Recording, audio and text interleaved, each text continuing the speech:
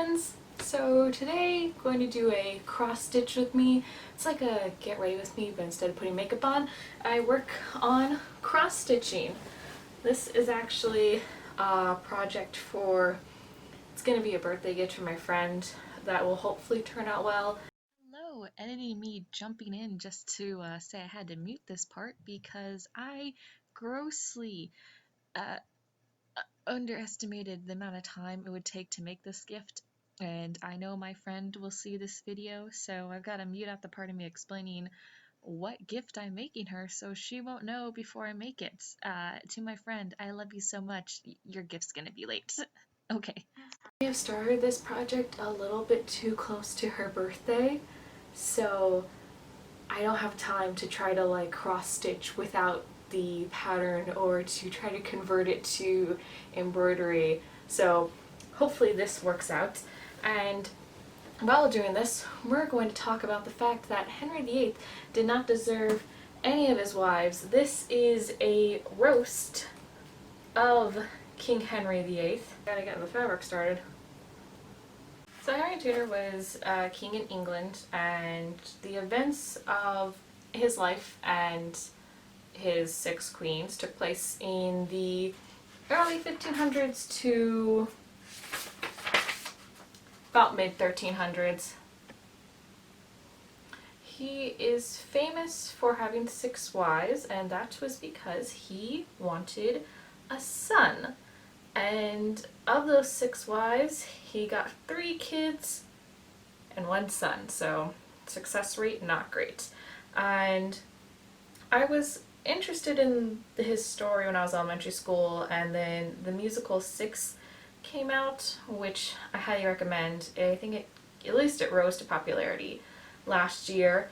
It actually was doing a Broadway run and had a Chicago run and I think a cruise line run, and its original performance is in England, and I would highly recommend it whenever we're allowed to go see musicals again. The musical isn't a historical one so much as it's a concept musical of the 6 queens of the pop band, and that they all are trying to decide who's going to be the lead singer by whoever had it worse with him, but there's a lot of accuracies and then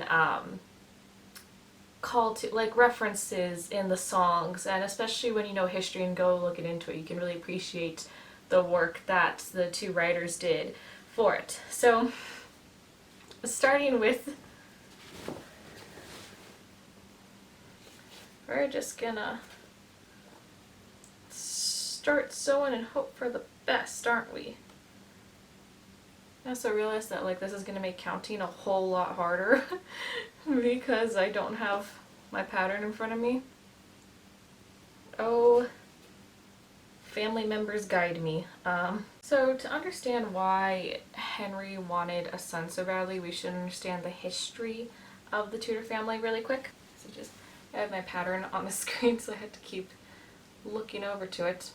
So Henry's father, Henry VII, actually ended the War of the Roses, which I don't know that much about, but I'm sure we've all heard in a passing reference to, and basically it was this massive war of secession that went on, and there was, you know, the Lancasters and the Yorks. And so there was, one of them was the White, one of them, or was it the Tudors?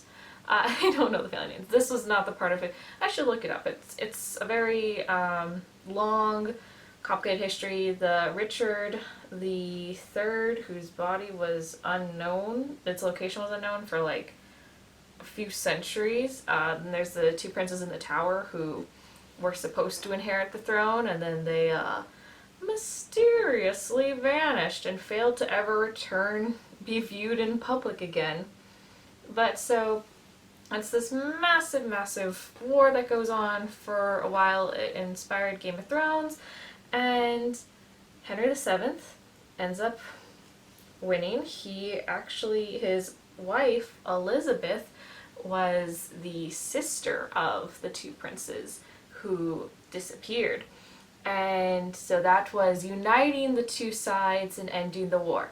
Now, Henry VII was not actually legally supposed to inherit the throne. And he didn't really have a legitimate claim by bloodline, so he basically took claim by conquest, which made his new dynasty very, very unstable. Oh, this is not gonna look as pretty as if it was just on cross-stitch fabric, but I like the way the white fabric looks better. My friend will still love this. So he needs to he's trying to establish a dynasty. It's still, his rule could still be very tumultuous, and what he needs to do is make powerful allies. So he looks to Spain because France and England are kind of hereditary enemies. And during that time, you have Isabella Castile and Ferdinand, and they have a daughter named Catherine. So Catherine actually had greater claim to the English throne than Henry VII, and therefore his sons did. So that's the first thing of why Henry doesn't deserve Catherine. She actually had a better claim to his throne than he did. So Catherine is this really educated woman. She speaks Spanish, she speaks Latin, can't recall if she spoke French, but she was very educated, and her mom was a very powerful figure. And so she gets betrothed to Henry VII's oldest son, Arthur. And when she comes of age, she gets sent to England, and she meets her fiance Arthur, and they get married. And that night became the most infamous night because of what happens later on, which is one of the reasons why Henry doesn't deserve Catherine. So they have the newlyweds, and they get sent to this castle that's in more damper areas. I think is also more northern in England. And keep in mind, Catherine has lived in Spain, warm Spain, most of her life. So that castle wasn't kept up as much. Like, anytime a castle's empty, there's always going to be like maybe like a skeleton crew of servants to help keep things maintained, and this just really wasn't the case. And being a castle was drafty. 3, 4, 5, 6. And it was kind of a ploy by him. Henry VII was a very, very stingy man who was always trying to accumulate wealth, and he was successful in doing so. And so part of Catherine's dowry to give to her new father-in-law was like plates and jewelry, and he didn't want plates and jewelry. He wanted money, which, fair enough, I can see why. So he had sent them to that palace, and also I'm sure there's other things that, for reasons why, but he was hoping that Catherine would end up having to use her own plates. So when the time came for her to give over that part of her dowry, he would be able to refuse and be like, no, these are used, like, just give me the money equivalent. So Catherine and Arthur, who are newlyweds, don't really know each other that well, can't really communicate that well. They go to the castle, and they both fall very, very ill. And it might have been a plague, it might have been a swine fever, and unfortunately, Arthur dies. And Catherine, however, lives, which is another reason why Henry doesn't deserve her, because this girl survived a freaking disease in Tudor times, and that was very hard to do. And, doctors didn't wash their hands, so anybody who can survive being sick in that time deserves a medal, honestly. So she wakes up, and she is, weak, but she's alive. She asks about her husband, and she has to be told that Arthur has already died. So poor Catherine, at like the age of, she was a teenager, was supposed to be the future Queen of England, and now she wakes up and she's a widower. And her whole life has just gotten completely wrecked. Now, most people, especially in that time, were probably just been like, oh, I guess I'm a widower, I guess I'm going back to Spain, or living, the widow life. Not Catherine. Catherine had been raised essentially from the cradle because she had been betrothed to Arthur at a very young age, that she was going to be the Queen of England. And Queen of England she was going to be. Now, Arthur had a younger brother, Henry. Hi friends, Ed and me. So I was looking for a portrait to show of Henry VIII when I bring him up in this video, and I just wanted to cut in to say how angry I am because I decided that since he was young, I should include a young portrait of him because I realized I've only seen the one where he's like, I'm Henry VIII, and I can't find one, and that makes me so angry because this dude was like a freaking narcissist and self-serving, and when he was a teenager, he was the most eligible bachelor in England. He was toned, he was fit, he did sports. You're telling me he never like immortalized his hot king summer, and the only portrait we have is when he got dummy thick in the worst way possible? Seriously? Yet again, he is disappointing me. And Henry had never intended to be king, so he was raised mostly around women, hadn't really got a kingship training. He was kind of young, so suddenly this person who hadn't really ever been in society, who hadn't been expected to be king, was now suddenly king, and his brother was dead. And also, like, especially with like how often people died, you think they would have been like a little bit more like, yeah, let's train you a little bit. But maybe that was to like encourage him to not like try to overthrow his brother, is to keep his education down. So Catherine, determined to be Queen of England, sets her sights on Henry. And Henry VII, which, so there's a little bit of an issue with her going after Henry VIII, is because it was potentially incest. Because according to like this verse in Leviticus, you're not supposed to marry your husband's brother. That's incest, which, like, okay, every culture has its own definition of incest. And that's actually a fun fact. Every culture has a taboo against incest, but every culture has a different definition of incest, and especially in ye old olden European times, cousins ain't not sweating a thing there.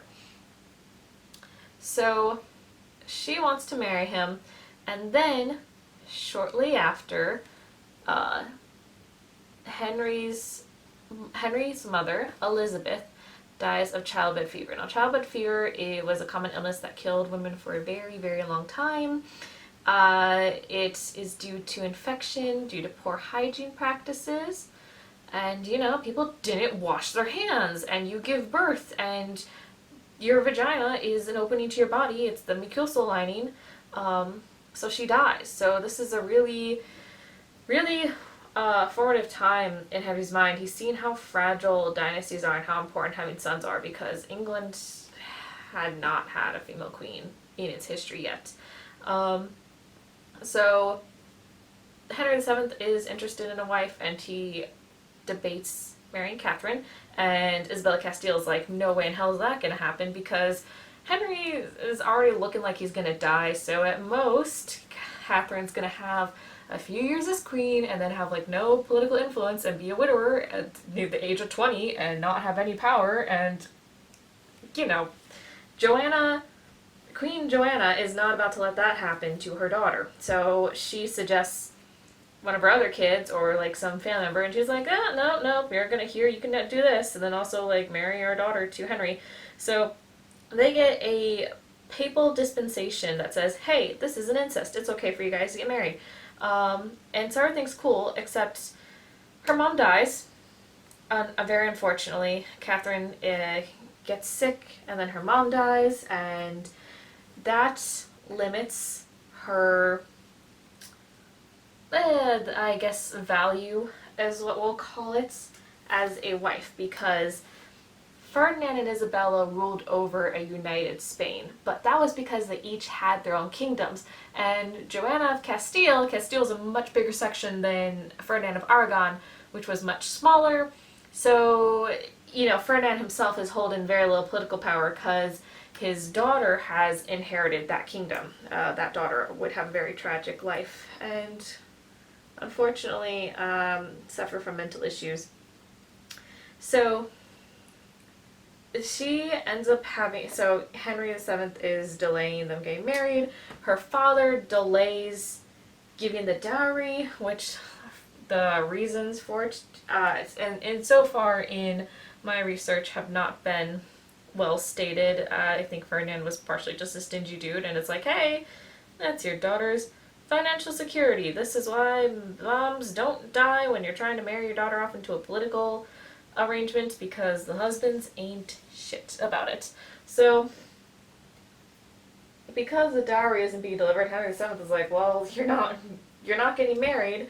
And for a bit, Catherine has her household being paid for by Henry VII, but eventually she gets cut off, which is very, very bad for her. So, having a household, especially for someone of her station, cost money, and she had a lot of servants that come up from Spain, and she's supposed to pay them, and she doesn't have money to pay them. She doesn't have money to eat. She doesn't have money to buy stuff. So this isn't even that like she doesn't have money to do frivolous things. She doesn't have money for her basic needs. And this is probably frustrating and demoralizing, but also embarrassing, because as, future queen, she was, the servants that came with her, especially the women who are to be ladies in waiting. So you would become a lady in waiting to attend to the queen, and that would elevate your social status, and you would hope by being a lady in waiting or a maid of honor to secure a good match in marriage. And it was Catherine's responsibility to provide dowry. So an example of one thing that happened was when Marina de Salinas, she was being courted by this man, and she was really anxious to get married to him, but she didn't have a dowry that was supposed to be provided by Catherine. And Catherine at this point had been cut off, and her father's not providing her with anything, so she writes to her father, and is like begging him to provide her with a dowry for her friend because of how good of service she's done. But her father, Ferdinand, just ignores the letter, and Marina doesn't get a dowry, so the marriage has to be abandoned. And Marina stays friends with Catherine and doesn't abandon her, and they were such good friends that she stayed with her essentially till her death, and in fact defied King Henry VIII's orders and broke into the castle that Catherine was basically being put under house arrest at, to be with her in her final days. And that's another reason why Henry doesn't deserve Catherine, because she just inspired devotion to people. People loved her so much. She was well loved by the people of England, which I think is always impressive, especially in history, because you're a foreigner coming into another country to be these people's rulers. You gotta really get them to see that you are their queen. You may have ties to another country, but you're their queen. And she was able to do that. They really liked and cared about her, and she had a lot of supporters. So, and Henry had a lot of dissent happen during his time and his reign, and learn from your wife, dude. So she waits to marry Henry VIII. She decides that she's gonna be queen, and she's like, I'm gonna stick this out until I'm a queen. And she waits, and she ends up having to wait 7 years, and she was already 5 years older than Henry. So, and you know how female biology be, like, we all got a biological clock, we have a window of fertility. People lived to a shorter lifespan in that day and age, and also you were considered old and a spinster at a younger age. So approaching your 20s and being unmarried, it's like, why are you unmarried in your 20s? But nowadays it'd be like, why are you getting married in your early 20s? Calm down, sis.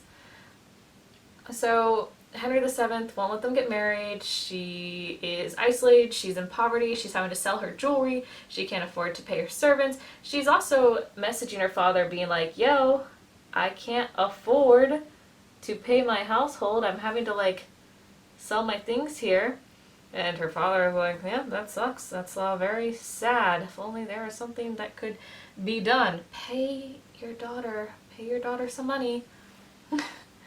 And eventually Henry VII dies, probably of tuberculosis. That was common, that's what they think it was. When people say consumption, that's typically was tuberculosis.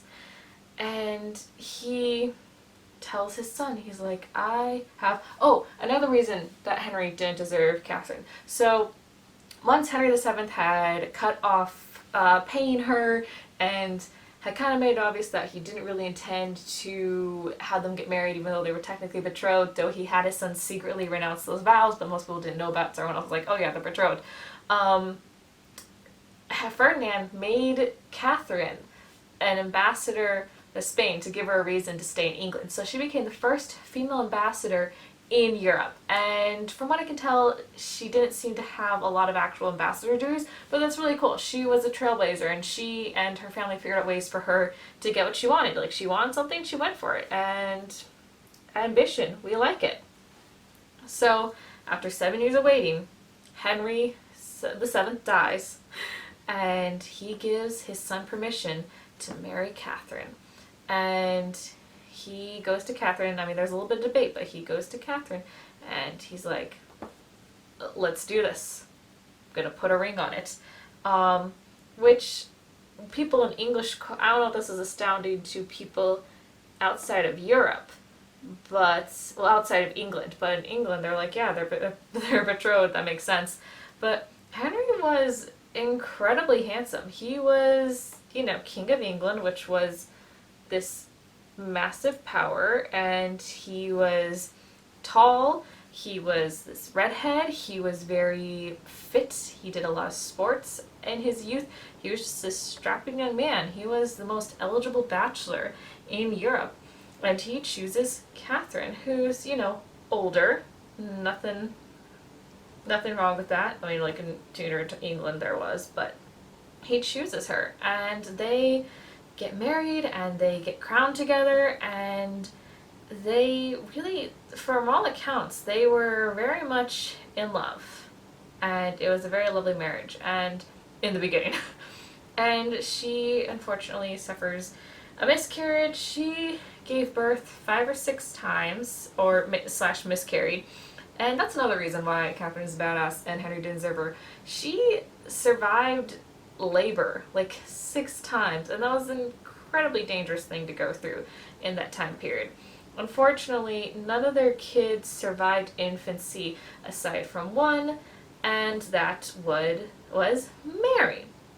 So Catherine was a very devoted mother. She really loved her daughter. She believed that her daughter should get an equal education. She knew that her daughter would be Queen of England one day because they didn't have any other heirs, and she wanted her to get that education. And there was this book that actually got dedicated to Catherine, and it was Education of Christian Women, and this was really revolutionary at the time. Women weren't really expected to get that much education. She herself in the Spanish court had been kind of taught to be submissive, and she was out there teaching Henry how to be a king. She was older. She had this mother who had been to battles and united an entire kingdom. Like, she was amazing and formidable.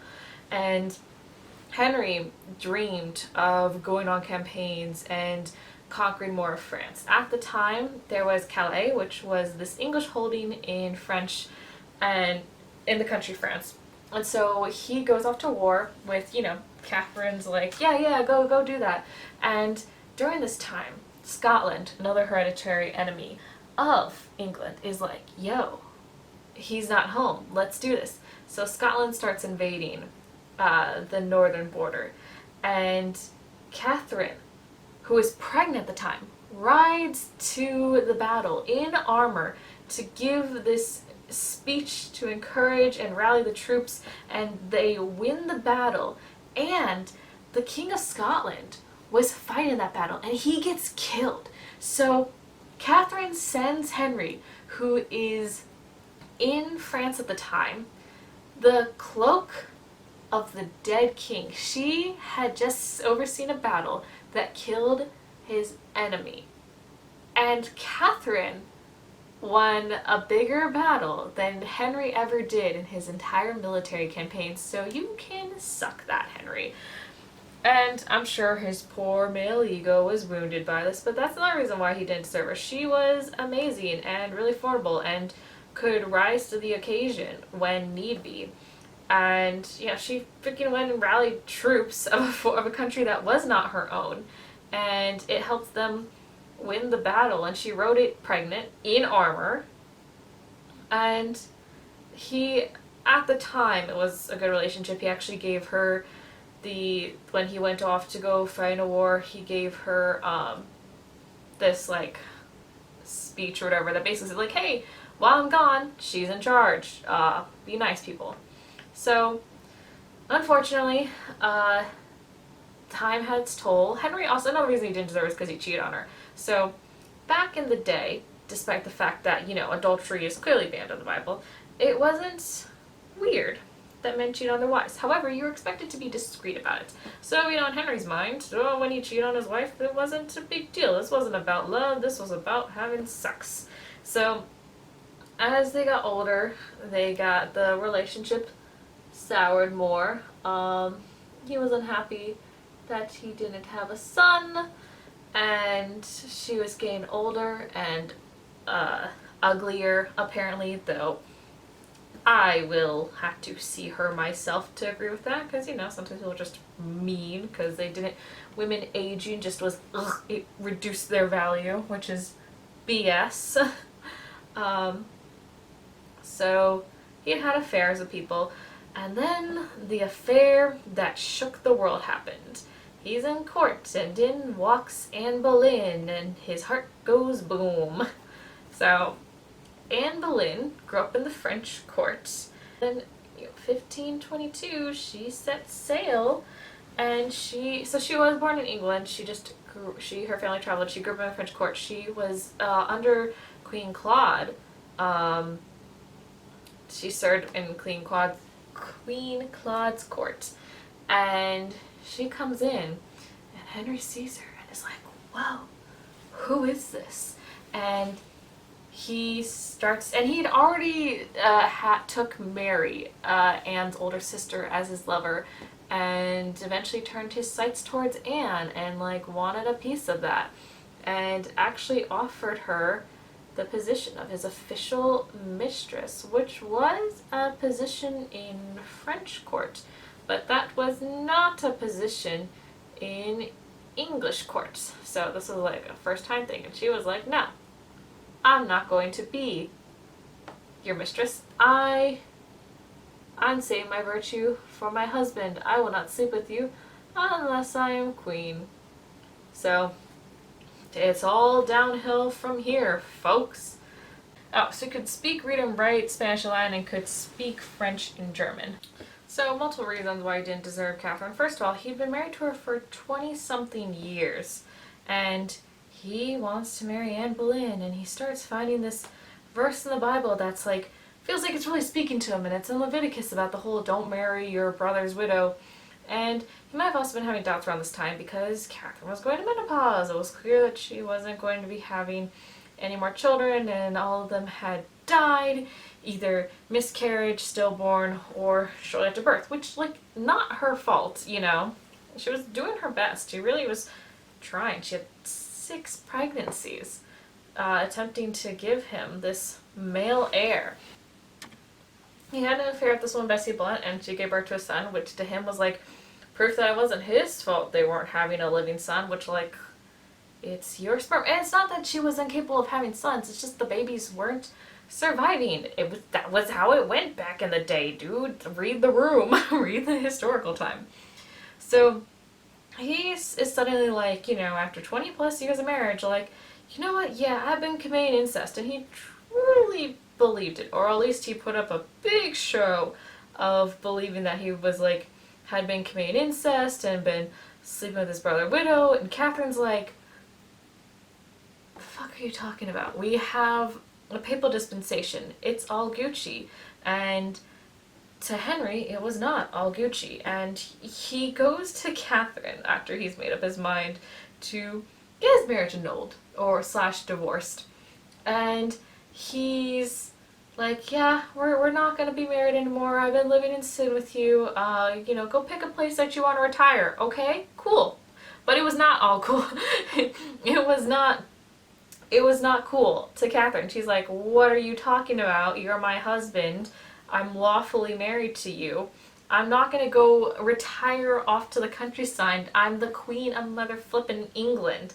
So then this great court battle develops, and don't remember all the details, but yeah, he tries sending into Rome being like, hey, please let me annul my marriage to my wife. So there's a difference between divorce and annul. Divorce is ending your marriage, and annulment is the marriage never existed. So that's what he wants. Now the problem with an annulment, many problems from Catherine's end, is she's giving up her crown. Her daughter would then become a bastard. Like, he was this really doting father until, you know, being a doting father got in the way, and suddenly Mary doesn't mean as much anymore. And she wasn't living at court for the most part. She was living off of the governess, so she was spared for part of it. But unfortunately, Mary's going to have a very hard life due to her father's decisions. So he's trying to get the new pope, because the pope that had made the papal dispensation is dead now, to declare that that was wrong and that their marriage is unlawful. And there was a lot of stuff that was going on. Like, at one point the pope basically got kidnapped by Catherine's nephew Charles, unrelated to him, you know, having this debate of whether or not to allow the marriage to be annulled. But, you know, there was no way the Pope, who was basically a prisoner under Emperor Charles, was going to be like, yeah, you can divorce the aunt of Charles. So he basically is told, like, yeah, no, you're not going to get divorced. Sucks to suck, but you're married to her. You're lawfully married to her. And Henry is with Anne Boleyn. And, you know, this time he's trying to get this divorce, this annulment happening. Catherine had always made shirts for him. She was still making shirts for him. He was still having her do this. He's trying to get rid of her. Like, he's leading her on and using her. And he'd been married to her for 20 plus years and legitimately thought that she was just gonna give up her crown and walk away. Like, she taught him how to be a ruler. She was there for them in the beginning of their reign. And you're married to this woman and you don't know how she's gonna react. Like, you're so stupid. He also had a smear campaign started, and had Cardinal Wolsey, who, this dude was a real big enemy of both Catherine of Aragon and Anne Boleyn. And they tried to tell, like, the Pope that she had an STD and stuff, which she didn't. She was incredibly faithful to her husband. So yeah, he had his lawyers petition her for divorce for almost a year, and then in April 1528, she confronts him. She's like, no, this divorce is going to go to public trial, which, excellent move on Catherine's part, because now the public has to hear it. She gets to try to get public sway. So she just loved and supported this man and fought a war for him. He does not deserve her. She's my favorite queen. And so the trial happens, and she delayed the trial a lot, and so when she finally shows up to do the trial, Henry says his bit, and then Catherine, she gets up, and she was supposed to stand by her chair and say her piece. She gets up, and she kneels before Henry and starts pleading with him and being like, I was a virgin. Oh, yeah, okay, I didn't explain an important part of, I mean, if you know the history, then you know this, but if you don't, if you're just a fan of the musical, then you know this. So, one of the reasons why they gave papal dispensation is so in order for a marriage to be considered valid, you have to consummate the marriage. And Catherine had maintained that they never slept together. In the 6 nights that they shared a bed, they never slept together. So, her marriage isn't technically even that valid. So, till the day she died, she was like, I was a virgin, I was never touched by Arthur, I was a virgin when I came to bed with Henry, he's the only man I've ever slept with. And that was a very important argument on her end, because it's not incest if you weren't even technically married to the dude. The trial happens, Catherine goes up to say her piece, and one of the most, like, strategic, like, badass maneuvers. So she's supposed to stand by her chair and say her piece. She gets in front of her husband, like approaches him. They're like standing like, I don't know, 6 feet apart. Don't spread the plague. And she gets down on her knees and she's pleading with him like, I was a virgin. I was untouched. I swear before God, which like had a much bigger meaning than, I mean, I feel like it still has meaning, but like much heavier meaning back in that very, very religious time. She's like, I was untouched. I was a maid. And Henry gets angry because she's over there. She's kneeling before him, which has all this like, you know, implication because like she's kneeling before him. She's the Queen of England and she's kneeling before her husband. She's on her knees pleading with him, that like begging him to stay with her, and he gets angry because like she's not doing what she's supposed to be doing. She's making a scene, and so he starts yelling at her and demanding that she stand up, but she's not going to stand up. No, she's going to get on her hands and knees and just completely plead with him. And the court just sees this angry husband berating his poor wife who is pleading for him to like remember their marriage and that she loves him and she's a virgin. So like after she says her piece, she stands up and she leaves the room and effectively stops the trial because they can't have the trial if she's there, which just, I wish I could have seen that moment. I would have been there with like a Catherine of Aragon banner cheering her on. So awesome move on her part. There was another time where he went to go try to talk to Catherine to like, I don't know, convince her to agree to the divorce, and she just like verbally berated him, and he went to Anne Boleyn to like try to lick his wounds, and she was like, what are you doing, idiot? You know you can't, like, you really tried to go talk to her? You tried to verbally spar with her? Dumbass. So no sympathy on either side. So he ends up stripping her of her titles, moving her to different castles, depriving her of money, moving her from house to house in worse and worse conditions, because he couldn't like execute her outright because that would have been very bad. And he also deprives his daughter, you know, his pearl of the world, who he doted on her until she got in the way of what he wanted, which was a son. And the idea is that people guess that she was probably hoping that like in the worse and worse conditions she would eventually die, and she does eventually die. But people loved her so much. There's one point where like villagers got worried that she was going to be taken, and they all, like these peasants and stuff, got all their farming equipment, they rallied around the castle and they stood there like, if you take her, you're gonna fight for her. She was just this voice for the people, and they never stopped loving her, and they viciously hated Anne Boleyn for many reasons, and one of them was how she treated Catherine and Catherine's daughter, and they were tearing apart this country. Because Henry leaves the church to divorce Catherine because the church won't grant him the annulment, so he leaves the church, so therefore he can now grant the annulment, which is basically, England's still Catholic, but just he can now have as many wives as he can just now annul his marriage.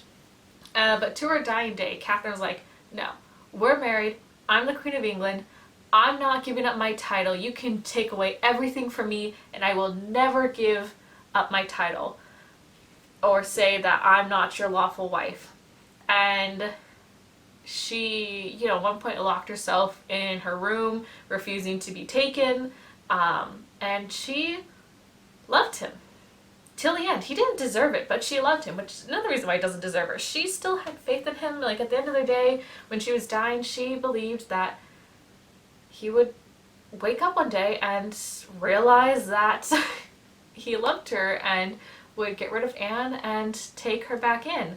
And I watch documentaries and I see people make these comments of being like, oh, Catherine was an idiot, like she, Anna Cleese, who gets divorced, like she's so much smarter, like Catherine, like of Aragon, should have done the right thing, or like the smart thing, and just taken the money and gotten her bag and then left. And they missed the point. They completely missed the point. And that's also sometimes the problem with learning about history is people apply their 21st century mind to an event that happened not in the 21st century. You are Catherine of freaking Aragon. Your mom is Joanna Castile. You have been raised since birth to be told that you are going to be the future Queen of England. Your children are going to be the new dynasty of England. And you go there and you get married and your husband dies, but you still manage to get that crown. You wait 7 years in poverty to get that crown, and you love your husband so much. You defended England, your England, for him and for you and for your people. You managed to kill the King of Scotland, for heaven's sake. Well, organize the battle that got the King of Scotland killed. You have this daughter who you're raising and getting her educated so that one day she can be the Queen of England.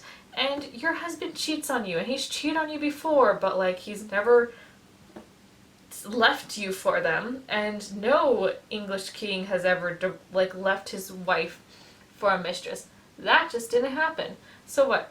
You're gonna believe that your husband, who is prone to fits of passion, is going to legitimately leave you over some new mistress who's just like all of the other ones? He's slept with your ladies in waiting before. This isn't anything new. You've endured it. You can endure this. You're not gonna give this up. You're not gonna give up the crown that you fought for, give up your lifestyle, give up your influence. And what's more, she loved her daughter. She never really saw her daughter again after a certain point, because she refused to acknowledge Henry as the supreme head of the Church of England, and that their divorce was real, so she didn't get to see her. So she held out more for him than her daughter, but she loved her daughter, and acknowledging that their marriage was incest would make her daughter a bastard. And back in that day, her friend Marina de Salinas couldn't get married without a dowry. You think Mary was going to have a dowry if she was a bastard? She was protecting herself, and she was protecting her child's legacy and security, and she fought for that till the bitter end. And then you see people commenting on a documentary being like, I would have just taken the money. She should have just taken the money. She was being smart. We all got hindsight of the past 500 years. We know how everything's going to play out. You didn't know it was going to play out. You wouldn't give it up for some random English lady who's not even that English. She's super French. You're not going to give it up for some mistress. You never would have done that. And that just gets on my nerves. So she did end up dying. She died of what we now believe to be heart cancer. Though they thought that she was poisoned because they looked and they're like, oh, this looks like poisoning, but it's cancer. And just that's unfortunately the very tragic end to Catherine of Aragon's life. It really sucks that she died the way she started out her life in England. Well, part of her life in England of being in poverty, and got back to that situation. And that's very unfortunate. And I guess the only solace in that is that she died in the arms of her friend Marina de Salinas, who literally broke into the castle and be like, no, I'm going to be with this person. I love this person. This is my friend. So then we have beheaded Anne Boleyn. Anne Boleyn is always a conflicting point to me because she was a bitch. She was terrible to Catherine and to Mary because they were in the way of what she wanted, and what she wanted was to be queen.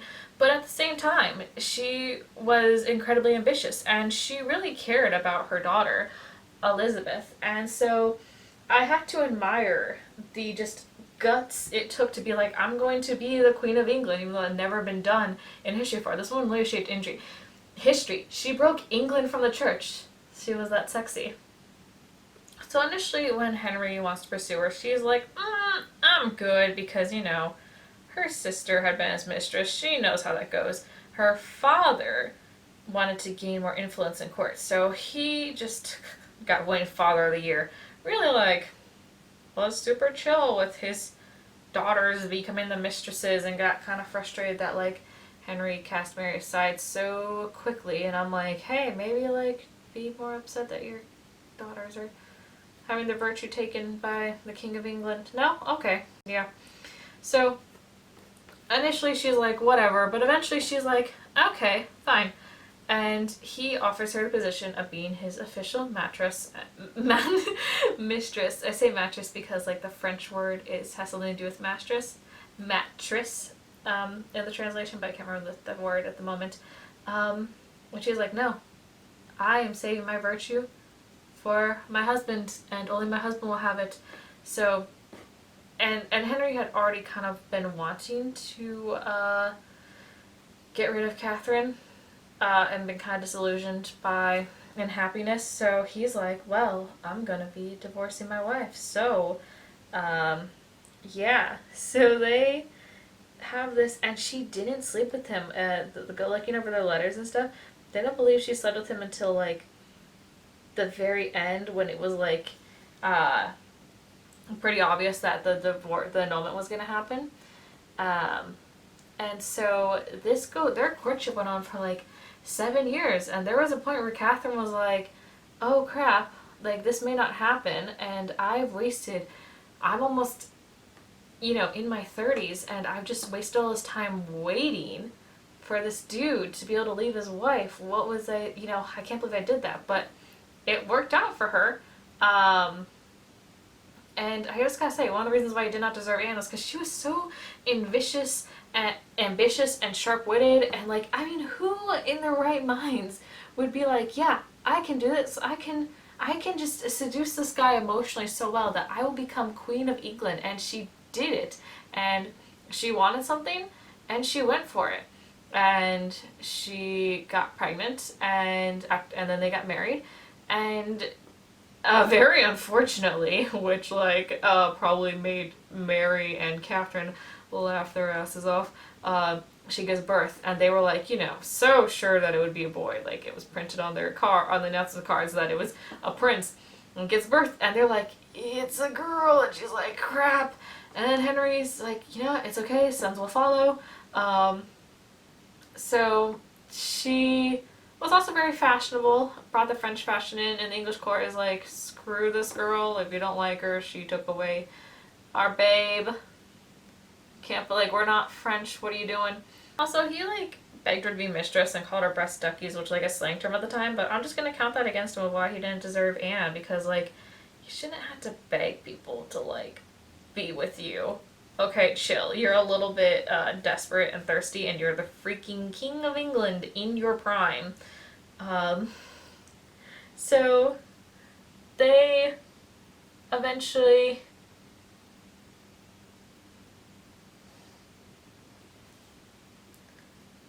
and he was just obsessed with her and obsessed with having her. And obviously reasons why he didn't deserve her, because, but then you're more the concept of the person rather than the actual person. And they got married, and he just expected her to become this meek, obedient wife, and it's like, buddy, the things you enjoyed about her when she was not your wife and your mistress you were cool with, and you're like, that's hot, and now you're like, that's not hot, you're supposed to do what I want and be obedient and not have a temper. She had a temper before then. Did she just expected her to completely change herself now she was the Queen of England? No, that's not how that works, sir. Not at all. So, whereas when he didn't deserve really any of his wives, was he's a massive idiot, because he just thought, oh, I do whatever. And he was also just so easily influenced. Dude had sex on the brain constantly. She got him to basically disown his daughter. Literally disown his daughter. And she became a lady in waiting to her half-sister Elizabeth. And she tried to get them killed. And I'm surprised, honestly, that it wasn't successful, because Henry just freaking falls in line with his wives and doesn't have a backbone. And then when he eventually develops a backbone, he just uses it to execute people. And that was what he did. His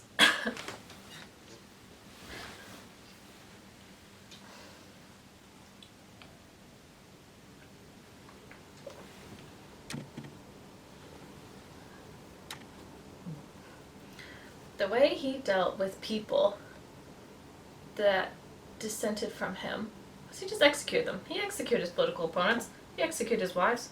Divorced them. He sucked. So he cheats on her with a couple women, and eventually Jane Seymour comes into the picture, and she has made a lady in her court, and he starts cheating on his wife with Jane Seymour, which, like, dude, why do you keep finding women from your wives' like court, your lies lady in waiting? This is a little bit, stop. So she ends up having she miscarries a son and stuff, and she's just like, this is your fault, because, like, I saw Jane Seymour on your knee and it stressed me, and, like, you know, possibly that could have been what happened. So eventually there's this thing called courtly love, which was like this kind of a flirtatious game that the English court played. They were not known for their virtue. So as the Queen of England, Anne Boleyn was now the most desirable woman to all the men. And she could only flirt with them so much because she is the Queen of England, and, you know, you belong to the king. So she's in court one day, and she goes and kind of like slams this musician and being like, know your place, trash. And then she goes to this one guy who was a friend of Henry's and is like, why are you in my chamber so often? Like, you court, because, you know, he was courting, like, her cousin, or one of her ladies in waiting. I think it was her who happened to be her cousin. And she's like, I think you're here because you like me, and you're looking for dead man's shoes. And basically says something to the effect of, like, if my husband were dead, you'd want me. Which he's like, no, I wouldn't, and freaks out because that's imagining the king dead was treason. And so she's basically being like, you would want to marry me if the king was dead, and, like, saying that was a very treasonous thing to do.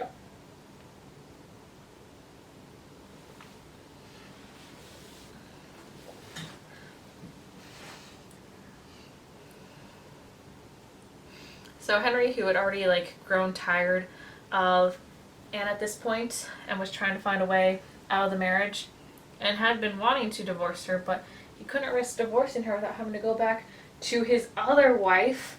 Don't you hate when that happens, when you can't divorce your second wife without having to go back to your first one? You know, hashtag 1500s problems.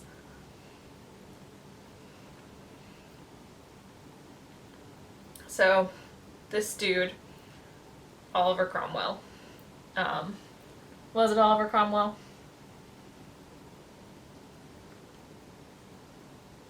Yeah, it was Cromwell. Also, Henry blamed her for the death of Wolsey, which, like, she encouraged Cardinal Wolsey to be put to death because he basically called her, like, a thought in the beginning of the seduction, and, like, he wasn't wrong. And the dude kind of did suck. Like, he was very much an enemy of Catherine of Aragon, and Anne never forgave him for slighting her. So when the opportunity came, she got the bye-bye, dude.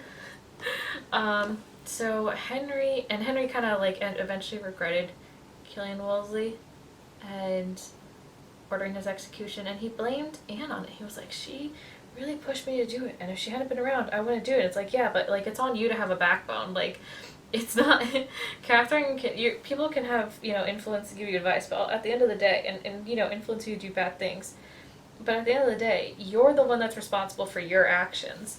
And Henry never took responsibility for his actions. It was always someone else's fault, blah blah blah. And so he tells Cromwell, he's like, I want to get rid of Anne. And Anne had always been scared that with Mary and Catherine alive, that they were her death and she was theirs. And as long as they were alive, especially as long as Catherine was alive, as long as Mary was alive, she could be happy, and she wanted them dead. But it was ironic because as long as Catherine was alive, Anne was safe because Henry was never going to divorce her, with the potential of having to go back to his other wife. And then when she died, that safety went away. And they wore yellow after Catherine died, and it's like, oh, well, that's a traditional color, you know, of mourning in Spain. I'm like, yeah, that's why you two wore it. So they hear that comment, and they end up arresting her. And Cromwell starts putting this trial, and he had spies put in the tower because they didn't tell Anne why she was being arrested. So she's in the tower talking to herself, trying to figure out what she said, what she did that upset the king, because she's in the Tower of London. It's not good. And so these spies are reporting back to Cromwell and saying everything she's saying, all the things that happened, and they use that to build this case around her.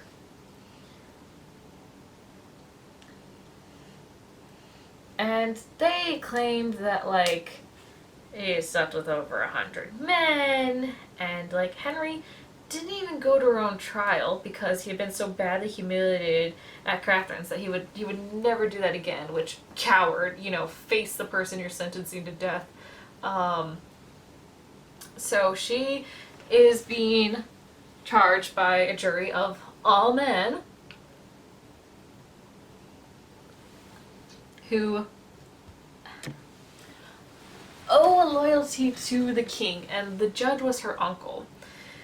And they all believed that the king wanted her dead. So, and when she got to the trial, that's when...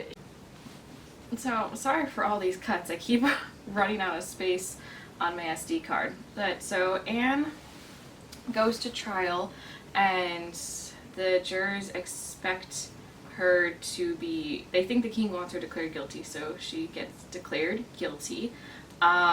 And this trial is completely bogus because a normal trial would have been acquitted for the lack of evidence, but Henry doesn't want to be married to her anymore. Henry actually had his sights set on a new wife, and that was Jane Seymour. I'm sorry if I've already mentioned her before, but I had to stop filming last night, so this is the next day, and I'm not sure what details I missed out on, so if I repeat myself, that's why. I just enjoy the repetitive facts. So, Jane Seymour got put into Anne's household, and Anne's not dumb. She knows why she's here, though she doesn't dare send her away because Henry wouldn't like that. So she's there with these bogus charges. She hears the charges for the first time at her trial, and she gets declared guilty of adultery and incest by every single person at that trial. So, after the trial, and all these charges were designed to, like, totally destroy her character and stuff. So she gets declared guilty, and her uncle has to pronounce her sentence, which was a lot harsher. At the declaring of the sentence, I don't quite remember what it was, but I don't know if it was being drawn and quartered or hanged. But since she had committed treason, that was a very, like, harsh punishment. Punishment was death, but it was a very, like, brutal way to die. So Henry would later have the sentence commuted to being beheaded by a swordsman, and we will talk about whether that was a kindness or not. So, and also he didn't even go to her own trial because he'd been so badly humiliated by Catherine at the divorce trial. He wasn't going to make the same mistake again, so, coward through and through, but we have been knowing that. So she only gets to speak after the charges are laid against her. She doesn't get a defense. So afterwards, what do you say to being sentenced? She actually has a lot of composure and is very honest about her character and says that she had faults and in the relationship, and she goes off to the Tower.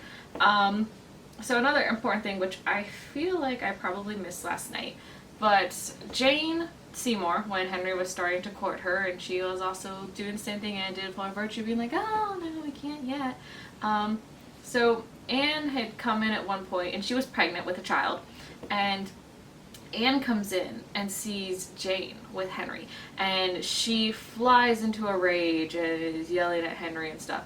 And she later ends up miscarrying, and she tells him it's from the stress of fighting him with a mistress, which, very plausible and stuff like that. But yeah, it was a son that she had miscarried, and so this is like a final straw for Henry, because as long as she was pregnant, he wasn't going to get rid of her, because, he might have the son. If she provided the son, she probably would have gone to live. But she had a miscarriage, and she, lay it out, be like, no, this is your fault. And I believe that. I think that it could have caused her a lot of stress, especially because she was an older woman being pregnant. And you come in and your husband's cheating on you yet again.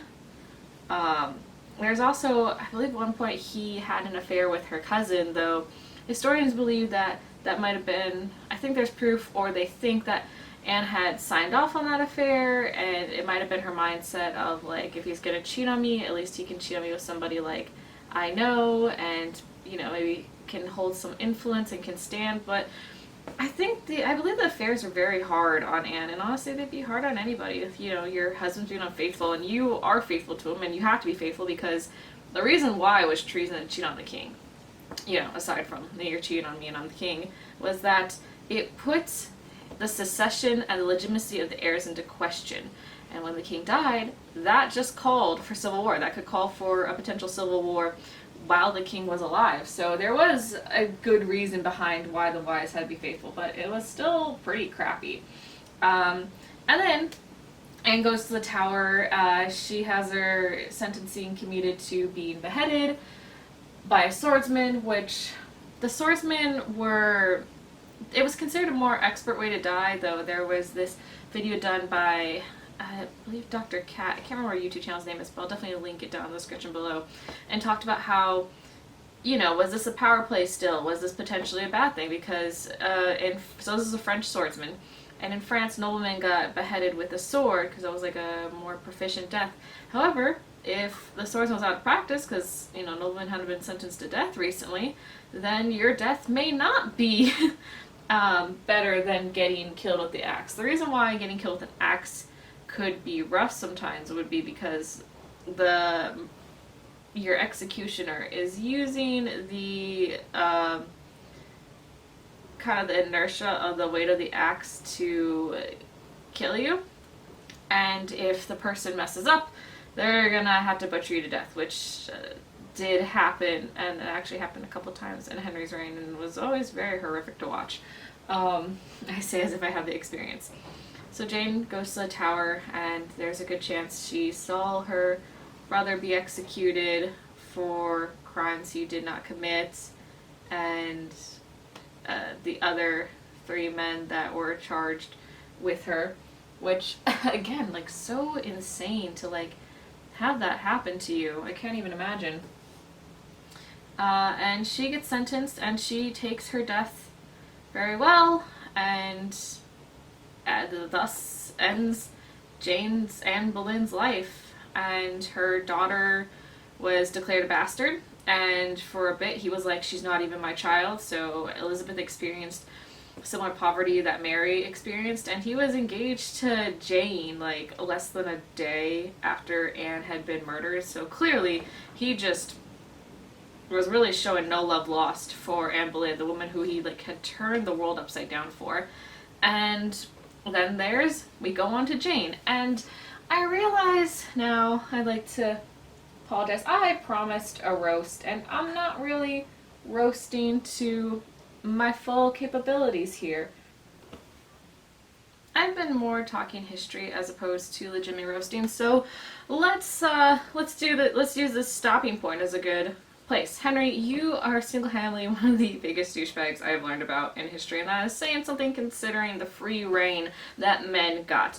You were married to Catherine for 20 plus years, and she succeeded in having children. They just weren't living.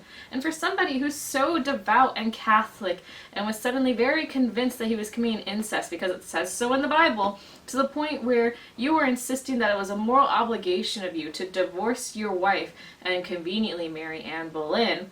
But you seem to skip over the parts of the Bible that said, thou shalt not commit adultery. But of course that doesn't count because it's different, isn't it? You had a son outside, and the only difference between that mistress having a son and Catherine having a son is that he managed to live somehow through superior genes, or probably, quite frankly, just good luck.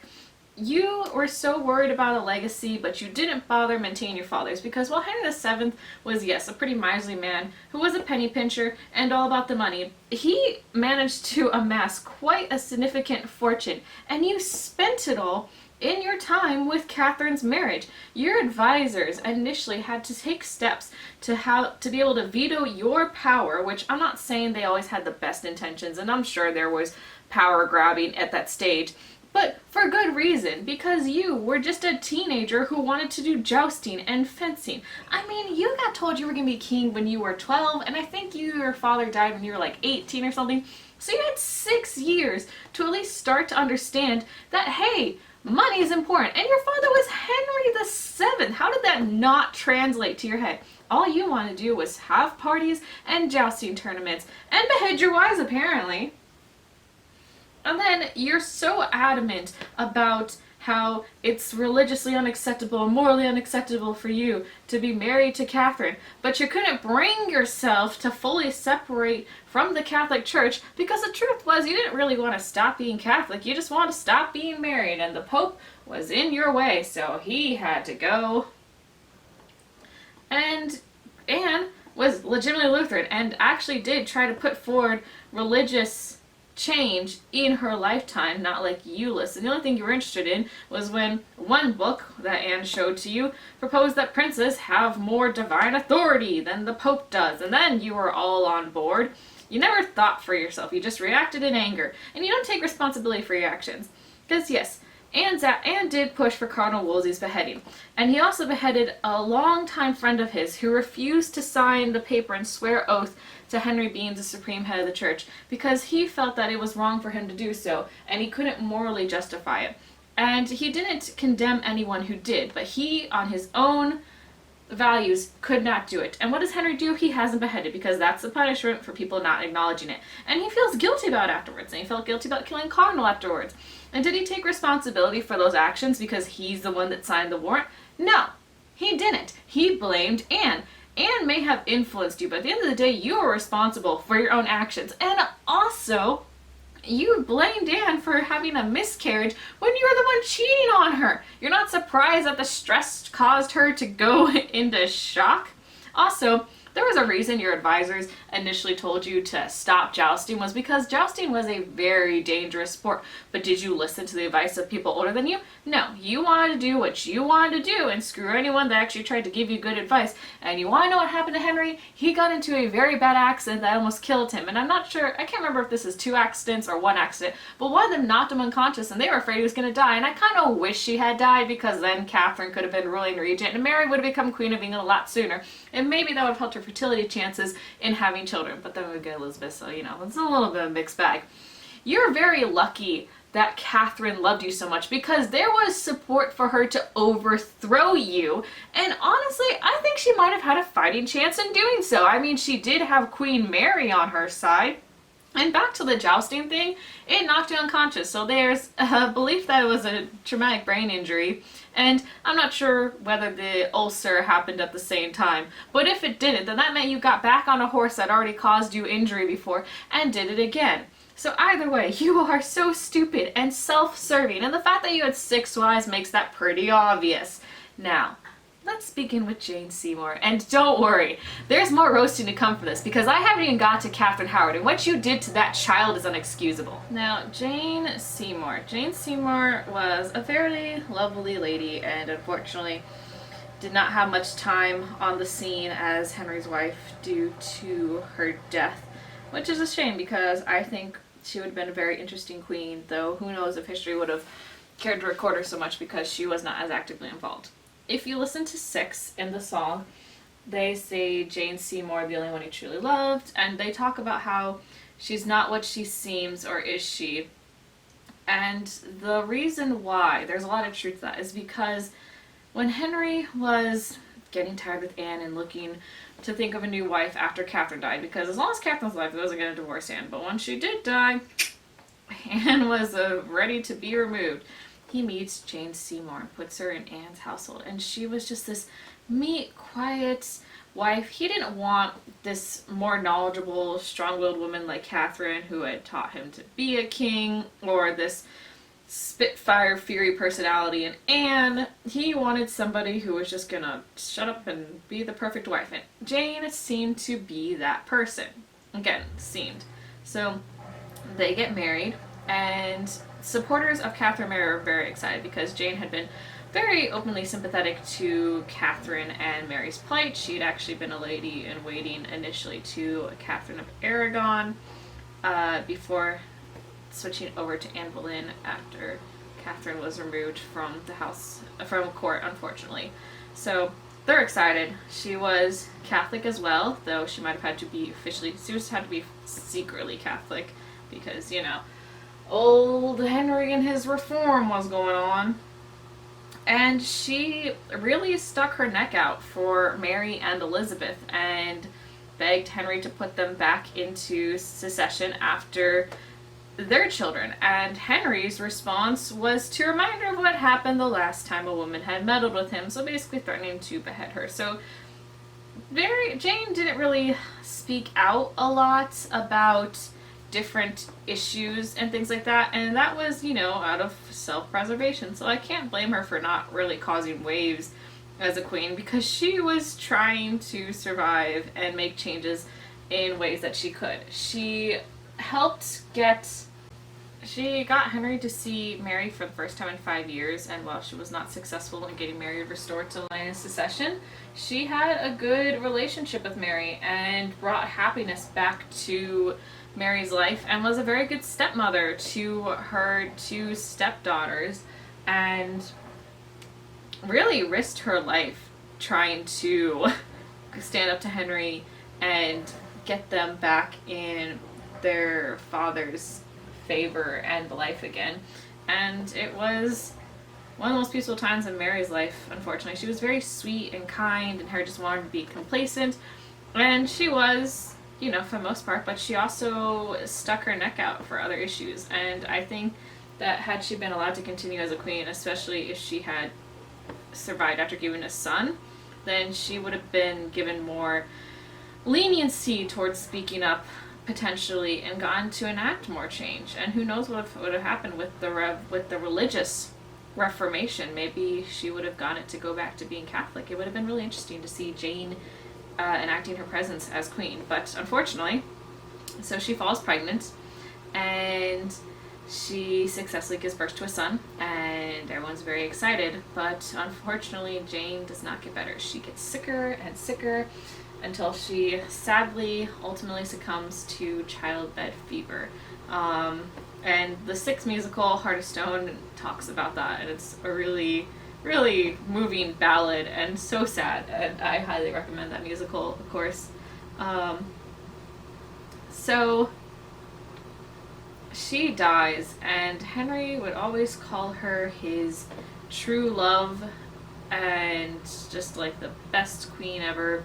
And it's generally, the general consensus on that is that she gave him the son that he always wanted, and she also died so quickly into their marriage that she didn't really have time for him to find flaws in her or find faults. So she just kind of got idolized in his mind of like this perfect woman, this perfect wife. She gave him the son and then died. So what happens after that? Well, Henry gets pretty depressed for about 2 years and doesn't really look around for another wives. I don't know if he was still having affairs, maybe.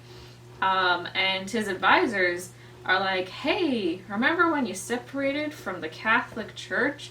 Well, that kind of made us public enemy number 1. The Pope has declared that we should be invaded. So could you please get around to marrying somebody so we can have allies? As you know, France and Spain and the Holy Roman Empire are Catholic. So they're huge superpowers, and England is now without protection thanks to the actions of one Henry's penis. So eventually he agrees to get married, and Henry is not the hot bachelor that he once was. So he was depressed and was eating and drinking a lot, and then he also, from jousting, had gotten this ulcer on his leg that made it hard for him to walk at times and painful to do activities. So he wasn't getting to really work out as frequently as he used to, and he did not adjust his diet to compensate for the lack of physical activity, which we all know how good of an idea that is. Oliver Cromwell, who was this honestly pretty awesome success story. I mean, I have a little bit of conflicted feelings for him because he did create that sham trial for Anne. I think that's kind of just how history generally goes, is that you're not really going to find people that were wholly good and did good actions for most of their lives. You're going to have people who you admire qualities in them, and there's bad qualities, and people are these complex cases that, and typically gray, especially in the past. And so he was like the son of a blacksmith, and he rose up in court and, you know, became like this. He was a lawyer, and he was like on the king's council, and he really rose up in rank, which was amazing because, you know, social mobility was kind of not a thing at times in medieval England and just medieval Europe, and it really depended on the country and things like that, and getting an education was hard, and he was just this really great success story and very ambitious. And yeah, he got a queen beheaded, which is, I guess, kind of impressive if you think about it, managing to get this one beheaded. The people who brought the downfall amongst the different queens definitely had a lot of patience and strategic planning, because there was times where Henry was not going to consider getting rid of his queens because he wants to love them so much. So you had to bide your time and wait for him to be in a position to be willing to get rid of them, or figure out how to start a conversation which would make him want to dispose of them, and then strike. So Oliver Cromwell is trying to organize an alliance and find a new queen for Henry, because he's finally agreed to have that happen. And one person I looked at was the Duchess of, I believe she was a Duchess. The rankings gets, there's so many different rankings people have. When you look them up in history, you're like, wow, how many titles did you have again?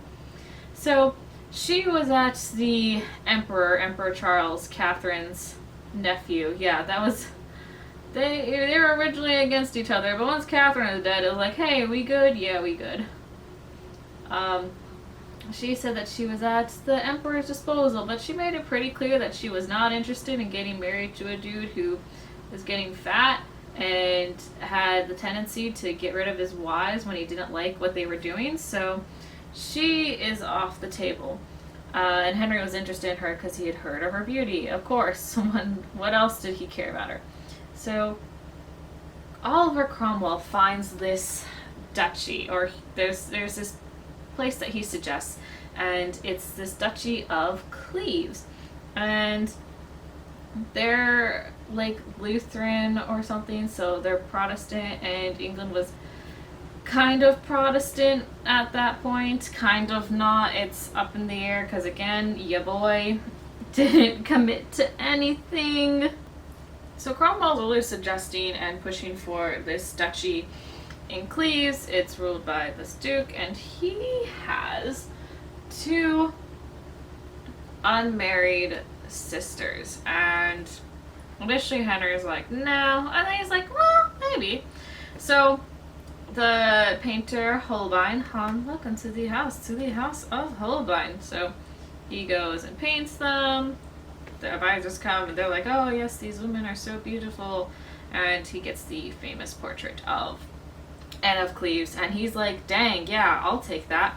And now Cleves was a poor duchy, which I don't get how they make good allies if they were poor. I haven't understood that. I don't know if it's positioning or just the unification of Protestantism or what, but they're like, hey, Anna of Cleves can't afford a dowry, and he's like, that's fine, I'll take without a dowry, which just tells you how, like, much he wanted to, like, get it on with her.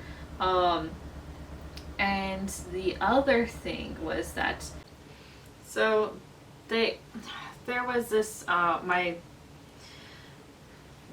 card ran out again, so just to repeat, I'm not sure what all got cut, but he agreed to accept her without a dowry, and they were like, oh, BTW, she was supposed to marry this one dude, but that never was pre-contracted, which is not the same thing as being married, and they're like, yeah, that's fine, there's no marriage, so, like, and the pre-contract had been lost. It was when she was a lot younger, Anaclees was in her 20s at the time of this proposal.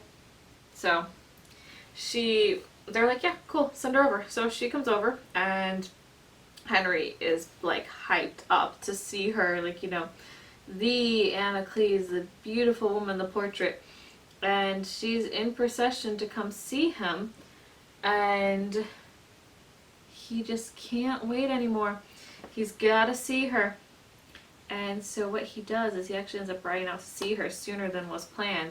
And there's this game of courtly love in the English court, and he was a really big romantic, which is ironic for many, many reasons. And he believed that if he came up to Anne and kissed her, she would know who he was if he was say in disguise. And so he went to her kind of dressed as a more common person, not dressed as a king, and goes up and tries to kiss her. And Anna grew up in contrast and context, she grew up in provincial German court, so she only can speak and write German. In that court, there wasn't this huge flirtation. Women were known for their virtue, women in the English court were not known for their virtue. So, they had sex. And yeah, women in German court, didn't get to have a lot of fun. She didn't know how to play instruments, she didn't know how to play cards, those weren't things that women did. She actually started learning cards in anticipation of meeting Henry because that was something he liked to do. So he comes and he kisses her, and she's like, no, get away from me, who are you, stranger? And then he comes back, and he's dressed as a king, and she's like, oh, that's who that guy is. So he gets her some reason afterwards. It's like, she's ugly, I don't like her, I like her not. I wonder what could have happened to have made him suddenly be like, she's not attractive. So Cromwell's like, hey, I heard you saw Anne, do you like her? And he's like, no, and he's telling everyone that he doesn't like her, and he doesn't want to be married to her, and this marriage isn't going to happen, and tells Cromwell to get him out of that marriage, which Cromwell's retro, because, he had put this alliance forward, so the fact that Henry doesn't want it anymore is bad for him, and he starts looking into the contract to get him out of it, and there's really no way to get out of that marriage because the contract was written so well, which I also find funny that Cromwell couldn't get him out of that marriage, considering he managed to put up a pretty bogus trial against Anne Boleyn. Oh well. So, and Henry has to go through with the marriage, and he is not happy. It is not all cool down in Coolsville. So Cromwell's only hope at this point is he's really hoping that Henry will have the wedding night and be like, oh wow, this is so awesome, and that once he's had sex with her, he will be cool with it. But Henry doesn't have sex with Anne. He says that he can't bring himself to, and that he can't get it up, but he doesn't have erectile dysfunction. Let's make this very, very clear. Okay, he gets his physician to say that, and he also declares that he's had 2 wet dreams, so it's not him, okay? Anne's just so repulsive. That's the issue, not him. Not him and his morbidly obese, horrible health diets, no exercise. That's not the problem. Or the lack of attraction. It's just, she's just so unattractive. That's the issue. Nothing's ever his fault. And he says that she smells too, which dude, it was the 1500s. Everybody smelled. And this is really audacious coming from Henry, who had this open wound on his leg for decades that reportedly did smell and oozed pus. And he's over here being like, she smells, I can't marry her. Dude, it's the 1500s. Plumbing, you wanna know what the plumbing system was in England? So would I, because they didn't have one. So yeah, their night together, where they're supposed to consummate, that's the other thing, he can't even do his job. You're supposed to consummate the marriage, and you just suck it up. So he just apparently ran his hands up and down her, couldn't bring himself to do anything, because dick game gone, I guess. And that's all 100% Anne's fault, once again. And he tells Cromwell, tells him that she's not a virgin. He could tell by, like, her breasts and stuff. And I'm just like, what are you on, dude? And Anne, her mother, for some reason, had never denied to, like, inform her about, like, what happens on wedding nights. So Anne had no idea that what was happening was not enough. So she thought that she was fine. She, like, thought that she had, like, the best husband ever, and he, like, kissed her goodnight and would take her by the hand and then go to sleep. And she was like, oh, this is amazing. I have this amazing husband and this amazing life, and I'm now Queen of England, and everything's great. And her ladies in waitings end up talking to her about it, and she's talking about that, and they're like, yeah, we're gonna need a little bit more of that if we're ever going to get, like, the Duke of York. And she's like, is this not enough? And they're like, no, not quite, sweetie. So then she gets stressed out because she's like, well, something's up if he's not sleeping with me, which, you know, you would be right, sweetie. So the way they get out of that was, remember the pre-contract I mentioned? So they tell Anne, like, yeah, the pre-contract, you were already married to somebody else, so, like, I can't be with you, which, again, another bogus thing, because you knew about that going in, and then you declare it like it didn't matter, because it wasn't, pre-contract is not marriage. So Anne initially doesn't want to get divorced, because she'll be sent back to her country, she'll have nothing, she'll have been, like, divorced, or / the marriage annulled, like, she's getting at the end of, like, her value or marriage, and she doesn't have a dowry, so she's really upset by this, and her whole life is crashing around her. But Henry ends up giving her this offer, and basically saying, like, hey, I don't want to be married to you. If you do agree to marry me, I will give you, like, this compensation, and you will become the king's sister. And it would give her status above all women except for, like, his wife and his daughters, I believe. Well, his legitimate daughters. And Anne agrees. She agrees to it. She's like, okay. She has seen how the other wives are getting treated. This is a good deal for her. She doesn't have to go back to her country basically in shame with no prospects. And Henry's, like, so shocked that she agrees to do it. And he's like, huh, wow. So, yeah, she got a really good deal of it, and, you know, part of it's probably that he was just so, like, really, like, couldn't believe that she agreed to it, because, like, you know, Catherine went down swinging, and Boleyn was, like, had this fiery temper, but, you know, Anna Cleves didn't have much skin in the game in it, and if she's getting this good retirement deal, and she's like, he's gotten rid of 2 of his wives, so she agrees, and she gets off, and a lot of people in comments will be like, oh, she was a smart one. And, like, yeah, it was a smart decision of her to not fight for it. But honestly, she hadn't been queen for that long. She hadn't fought for it the way Catherine and Anne had. Like, she only been queen for, like, 6 months. So it was a very different experience and context for Anne's decision making versus, you know, she was like this, like, I don't even think she was a duchess. I don't even know if she technically had a title. Like, things were completely different from her than, like, Catherine, who was the daughter of a queen who had been raised to be Queen of England her whole life, or Anne Boleyn, who had clawed her way into that position and was struggling to hold on to Henry's love and stuff when it was starting to sour, and it had only been, like, I think they've been together for about 10 years, because I think their courtship lasted 7, they waited 7, they did not, it was not a decade, but they waited a while to try to get divorced, and when they were only together for, like, 3 years, and so it was really sucked for Anne. But yeah, like, things were different for Anne Boleyn versus Anna of Cleves and Catherine of Aragon, so I think people should just remember that when they're listening to documentaries, and it's like, yes, Anna made a smart decision, but that doesn't mean that the decisions Catherine was making were dumb. There was a different context to the situation when being put forth with a divorce. So, also during this time when he's looking to divorce her, he found another lady love. one of Anna of Clee's ladies in waiting. It's like, seriously, is this like a kink or something for this dude? So this person was Katherine Howard, and she got put in his eyesight, especially when everyone knew, because like the court knew that he didn't like his wife and didn't want to be married to her.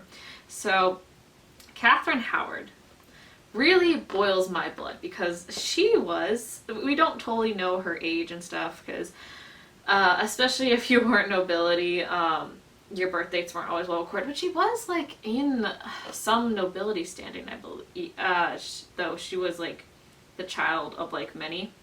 She was also a cousin to Anne Boleyn, so keep in mind that like a lot of these people that are mentioned really like they intersect with each other. Like Jane knew Catherine and Anne Boleyn.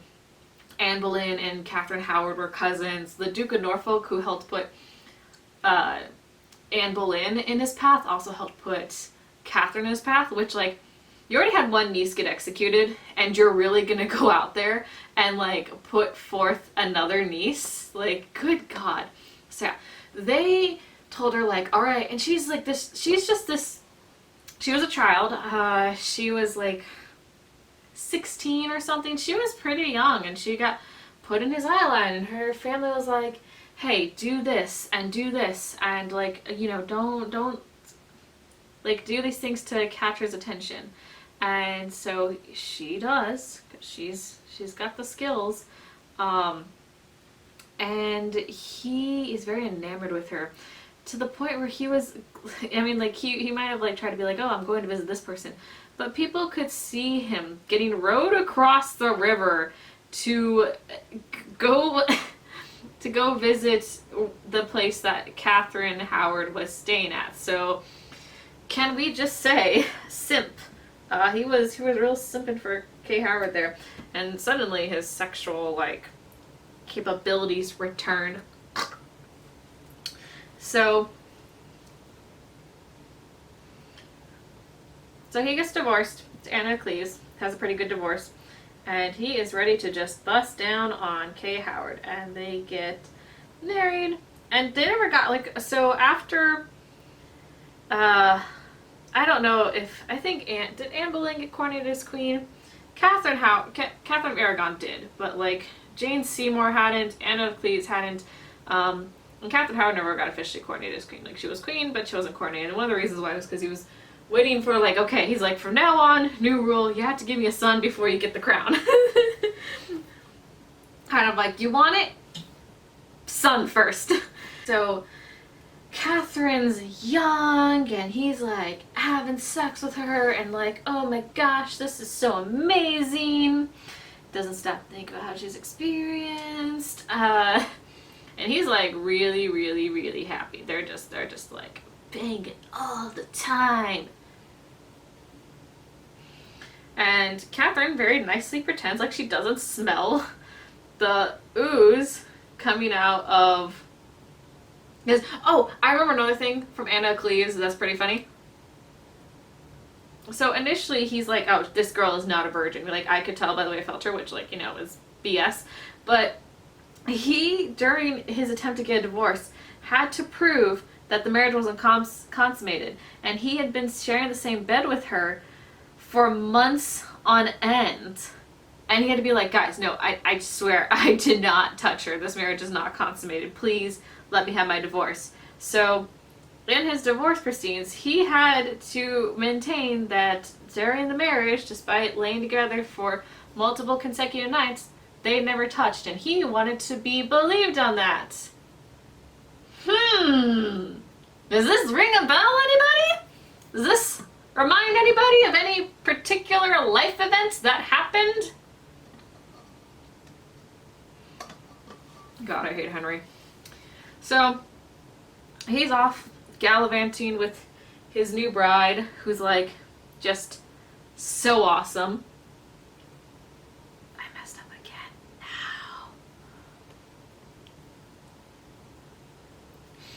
And he eventually, like, he just Mary and Catherine didn't get along that well, probably because, like, she was younger than her, And also, Mary was not yet married, and she really should have been, like, a while ago, but we know how Henry is. And yeah, she's just living the high life, but very quickly this would fall out from underneath her. Now, the Howard family Catherine was supposed to be, like, kind of Catholic, but she wasn't all that religious. She was just this, like, she was this child that really liked the opulence and the spending of the money and, like, dancing and being frivolous. And she really gets this reputation of being this airhead and just this, like, sexual airhead and stuff. And I want to challenge that because, or at least put into context, she was this child, and her mom died when she was little, and she ended up being put in the care of a great aunt or step aunt. And that was common back in the day, especially when the family couldn't afford to, like, take care of all those children. They would get passed around to relatives who could afford it. And so she lived, kind of a poor lifestyle, and her guardian kind of just let her run wild, didn't really, like, look out for her. So eventually she gets married to this king, and she's suddenly in this wealth and has this power and influence, and she's a child, she's a teenager, so of course she runs around and has fun with it, and she seems really silly and frivolous, but, like, so was Henry. He just wanted to joust all the time when he first became king. So I think she gets it really rough because and I don't know if she would have matured into this bright, intelligent, cunning woman, because she was exposed to, like, this wealth and it's kind of wealth, because Henry was always struggling financially, honestly. And that was one of the reasons he, like, wanted to dissolve monasteries and stuff, aside from suddenly we're not Catholic anymore, but he used the money to restore his depleted coffers. And that dissolution happened during Catherine Anne time. So the other thing was, since she was all run wild, she had gotten into sexual encounters with two other men. There was Henry Manox and Francis Dereham, who are mentioned in the All You Want to Do song from Six the Musical. So Francis Manox would maintain that they never fully got into a penetrative sexual relationship, but that there was flirting and stuff like that. And the one that she was more connected to with Francis Dereham, they called each other husband and wife. He would kiss her openly amongst other people. He would come to her bedroom at night and, like, sleep with her. And there are other people that slept in that same room, and there's, like, curtains that separate people's beds. So imagine just, like, laying in bed and then you have to hear those noises when you're just trying to get some sleep. So, like, the household knew that this was happening, and she even, like, managed his finances like a wife would have done. And he ended up going off to Ireland, and Henry Manox got jealous about this, so he actually went and told the Duchess that if she came to bed earlier, like, or she came back to check on Anne earlier, then she would find something, and she found them, and she was like, yo, that's not cool. So Katherine Howard gets married to Henry, and this is a secret of hers. A former friend or, household companion, Joan Bulmer, messages her, and she's like, hey, or writes her a letter and is like, oh, like, give me a position. And Katherine Howard does, and Francis Dereham comes in, and he wants to be made her secretary, and Katherine Howard has to say yes, whether she wants him around or not, because, he could reveal some really big detail about her. Like, really, forward with her, that kind of scandalizes the rest of her entourage, because they're like, this is the Queen of England, you shouldn't be that forward and stuff like that. He ends up getting into a fight with one of her other servants. And there's this Bishop Kramer who comes in, and he wants Katherine Howard gone because he's trying to put forward his religious beliefs, so he's Protestant. And I will say this about Catherine. She didn't have a long time as a queen, but she was she was a child, and she wanted fancy things and stuff like that. And that was the benefit of getting married to Henry, because it's not like he was bringing anything in the looks department. She was, like, sleeping with them basically every single night. She was kind though. Like a lot of these women were just so kind. She heard about these prisoners in the Tower, and one of them was Lady Margaret Pole, who would unfortunately be executed. She heard that this woman who was this. So the reason why Margaret Pole was in the Tower was because she was a descendant of the Plantagenet family that was related to the War of the Roses, but she had never been trying to take. So she had a claim to the throne. She'd never been trying to take claim to the throne. She never had an interest in it. She always was in line. So it's more the actions of one of her like sons that happened. So she was in there, and Katherine Howard heard that she didn't have any clothes to wear anymore. And this is like this elderly woman who's like in her 60s. And Catherine paid for her to have new clothes made out of her own privy purse. She heard about another prisoner who was in the Tower, and she argued for, well, she was able to successfully argue for two prisoners' releases, one of them being Thomas Wyatt, and another being Sir, did I write his name down? I don't have his name down, but she got these two people released. So she didn't care about people. She wanted to be helpful. She was just, she was naive, but she had like this really kind heart inside her amongst this frivolous like dancing and singing and like spending money and stuff, or like getting expensive gifts. So she wasn't just this, she was more than just an airhead. And so Cranmer comes forward and starts finding out, I don't know how he exactly finds out these details. And he was not, the biography I read mentions that he was not a cruel person, but he was willing to sacrifice Howard in order to put forward, their religion and stuff. And back in the day, religion was religion is intense, but like it was more intense back then. And she was cloud damaged, so he ends up finding this information and brings it to her, and she's like, okay, yes, like I had relations before marriage, but that's not enough for Cranmer, because the thing is, it may make her seem like more of a loose person. It may have made her seem unsuitable for marriage because, she had history before that. But it's not illegal. It's not a crime. It's nothing she can be punished for. And it's not even a valid reason for a divorce. So he wants to make sure that she is gone. And Henry was going to just divorce her and leave her off, but they find out about Thomas Culpeper, and she had written letters to him saying that she was his faithful servant, and there's potential evidence that she had an affair with him. That's what some of the eyewitness accounts are claiming, that Lady Rochford helped her have this affair with him and hide the fact that she was having an affair with Thomas Culpeper. It's said that when Catherine was executed, she said that she would have rather died the way of Thomas Culpeper. This is not what she said. So, hey guys, editing me again. I just wanted to throw in a fun fact about the final words of both Anne Boleyn and Katherine Howard, and generally people who got executed. So you would think that typically there'd be this time to get this final roast in, but Anne Boleyn and Katherine Howard both asked for forgiveness and stuff like that, and it was really common to do this typically because you still had living family members out there that you wanted to protect, so they typically would ask for pardons of their family members and admit to their crimes, whether or not they felt that they were guilty. So back to it.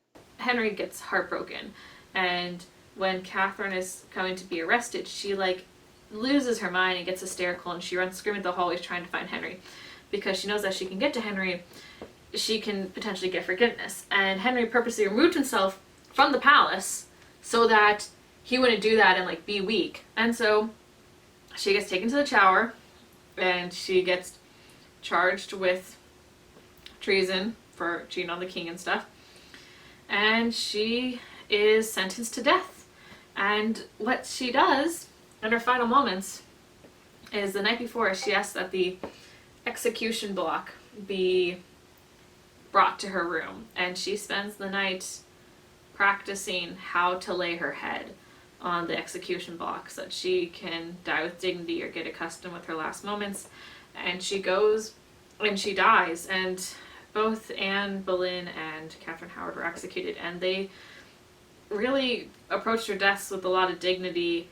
And I can't imagine how hard that was to do, especially knowing that, like, for Anne's case, she was being killed on bogus trial, and for Catherine, she was 19. She was this child that, you know, made mistakes. But Henry had a temper. He became a tyrant after Anne Boleyn was executed, and it's believed that his jousting probably caused a traumatic brain injury because there's a big shift in his behavior after that jousting incident. But, you know, he had these anger flare-ups, and he was fat and ate and drank a lot, and his waist size was 54 inches. So he's this unattractive, balding man who can barely walk at times, and she cheats on him, which isn't great, but, like, he cheated on all his other wives. And he gets so brokenhearted over this and has her executed. So her life was just very tragic. She was really just used by everybody, including her own, like, her family put him in his path and used her as a pawn to gain power. Like, she wasn't a person to them, she was a tool. And that's really, really frustrating. So now we're on to the final wife, Katherine Parr. So Katherine Parr was Catherine of Aragon's godchild, and yeah, that's how long this stuff has been taking place, is that this woman is now a grown adult. And she had been married twice before, and she was actually planning on marrying another guy, Thomas Seymour. And Henry saw Katherine Parr and was like, ooh, I like that. So he started courting her while her second husband was still alive and dying. He starts sending her gifts and stuff, and she's like, really wish you weren't doing this, though she didn't say that to him. And after her husband dies, she's like ready to, you know, after a respectful timeline, to marry Thomas Seymour. Henry sends Thomas Seymour away, and Catherine doesn't want to marry Henry, but she doesn't really have a choice. No one ever turned down her proposal. And she decides that this is something that she can take opportunity on. And she realizes that she was a Protestant, and she hopes that by being married to him, she can bring about the Reformation, like, and actually have it happen. So she was bright and mature and intelligent and was really so educated. She had parents that really cared about her education. And she spread the Protestant gospel privately. And we're at the final queen, and I think my SD card has enough space for me to get through it fully without stopping. So Katherine Parr was married, and Henry started courting her, and she ultimately said yes. She really prayed about it, and she was a Protestant, and she had to conduct it in secret because extreme Protestants got killed as heretics. So she kind of saw this as the opportunity to bring England into what she felt was the rightful religion. She was a very educated woman. Her mother had really valued education, and also getting her kids married at a young age. We don't need to think about that. So when Henry meets her, she's this really smart, intelligent, charming woman, and he sends her boyfriend, the person she wants to marry, away. So she kind of feels like she has no choice, and then she also wants to bring back the religion. She was a good stepmother. Mary and Elizabeth ultimately were finally able to get back into the line of succession. And in Henry's eyes, Katherine Parr was like the perfect stepmother wife person, because she had been married before, and like she knew how to handle having stepchildren, and she was a good stepmother. And she tended to him in his failing health because he was getting old, and the wound was aggravating. It was causing him more and more pain as he was getting older, and if only it had killed him sooner.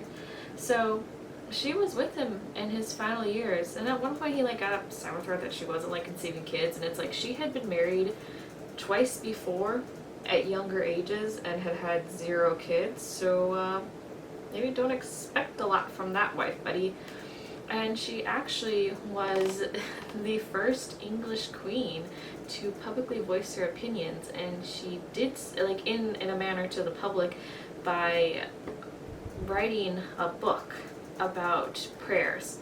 And, you know, religion was really important to her. Well, at one point it comes out that she is potentially a Protestant, and, you know, that could get her arrested for treason and stuff. But she was able to get wind of it from some friends and able to talk to Henry and dissuade him after, you know, freaking out a bit because being killed.